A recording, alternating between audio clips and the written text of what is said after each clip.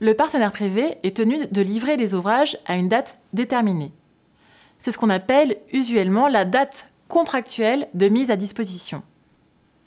Le partenaire privé peut toutefois rencontrer des aléas pendant la période de conception-construction, entraînant des retards qui seront traités différemment selon qu'ils sont fautifs ou non. Les causes légitimes de retard correspondent à des événements dont la survenance entraîne un retard dans l'exécution des missions du partenaire privé, mais ne sont pas imputables à ce dernier. Le contrat prévoit en général une liste exhaustive des événements pouvant recevoir cette qualification. Il peut s'agir d'un retard dans la mise à disposition du terrain par l'administration co-contractante, d'un retard dû à la grève dans certaines conditions, d'un retard dû à des intempéries ou d'un retard résultant de la survenance d'un événement de force majeure. Les conséquences classiques de la survenance d'une cause légitime de retard sont les suivantes. Aucune pénalité de retard n'est infligée au partenaire privé et la date contractuelle de mise à disposition est décalée d'une durée égale à celle du retard résultant de la cause légitime de retard. La survenance d'une cause légitime de retard entraîne également des surcoûts, comme les frais financiers intercalaires supplémentaires ou les coûts de main-d'œuvre supplémentaires. Ces surcoûts sont en général partagés entre le partenaire privé qui les supporte dans la limite d'un plafond et l'acheteur. Par ailleurs, les banques peuvent souhaiter que le contrat prévoie qu'au-delà d'une certaine durée de retard, que ce dernier soit fautif ou non, il puisse être mis un terme au contrat dans des conditions d'indemnisation permettant le complet désintéressement des banques. Cette durée maximum de retard correspond en réalité à la date de fin de la disponibilité des crédits et se situe donc autour de 12 mois.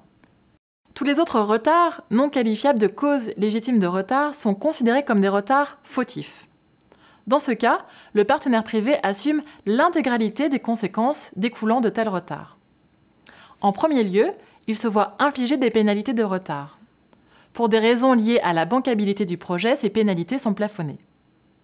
Il supporte en outre des éventuelles pertes de redevances si le contrat a une durée globale fixe et qu'aucun mécanisme de rattrapage n'est prévu.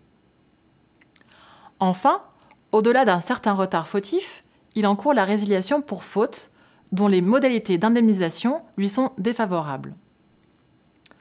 En sus de ces surcoûts, le partenaire privé va supporter d'autres coûts liés à la mise en place du financement. Il s'agit des frais financiers intercalaires supplémentaires engendrés par le retard et des éventuels coûts de débouclage ou de recalage des instruments de couverture de taux. Faisons maintenant un focus sur le sous-contrat relatif à la conception et à la construction des ouvrages. Conformément au principe de transparence, le constructeur assume l'ensemble des risques et des conséquences découlant de leur survenance pendant la période de conception-construction. Il ne bénéficie du régime des causes légitimes de retard que si elles sont reconnues comme telles par l'acheteur, et il ne touche les éventuelles indemnités qu'une fois qu'elles sont touchées par le partenaire privé. En attendant, il lui appartient de faire face à ces événements et aux surcoûts engendrés, et il doit parfois les préfinancer dans l'attente d'une indemnisation de l'acheteur. En outre, il supporte intégralement les conséquences des retards fautifs, tant à l'égard de l'acheteur, c'est-à-dire le paiement des pénalités, que du partenaire privé, c'est-à-dire l'indemnisation de la perte de redevance, que des prêteurs, c'est-à-dire le paiement des frais financiers intercalaires ou des coûts de recalage des instruments de couverture de taux. Toutefois, l'ensemble de ces surcoûts n'est supporté par le constructeur que dans la limite de son plafond global de responsabilité. Il est donc essentiel que ce plafond soit correctement dimensionné au regard des risques assumés par le constructeur. En outre, pour éviter la dérive des délais et des surcoûts, des garde-fous sont instaurés au sein du contrat de construction pour veiller à ce que les délais soient respectés.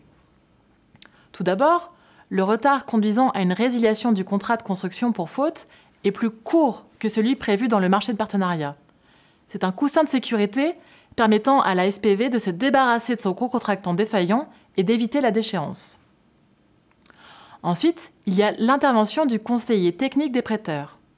C'est un expert indépendant, missionné par les prêteurs, qui veille au bon déroulement du chantier. Son rôle est important car il doit donner son aval à chaque tirage sur le crédit au regard de l'avancée des travaux. Il peut constater, au regard de l'avancée du chantier, que les travaux ne seront pas finis dans les délais si rien n'est modifié. Il peut alors proposer la mise en œuvre d'un plan de remédiation au constructeur ou, si la situation paraît désespérée ou que le plan de remédiation échoue, proposer la résiliation du contrat de construction.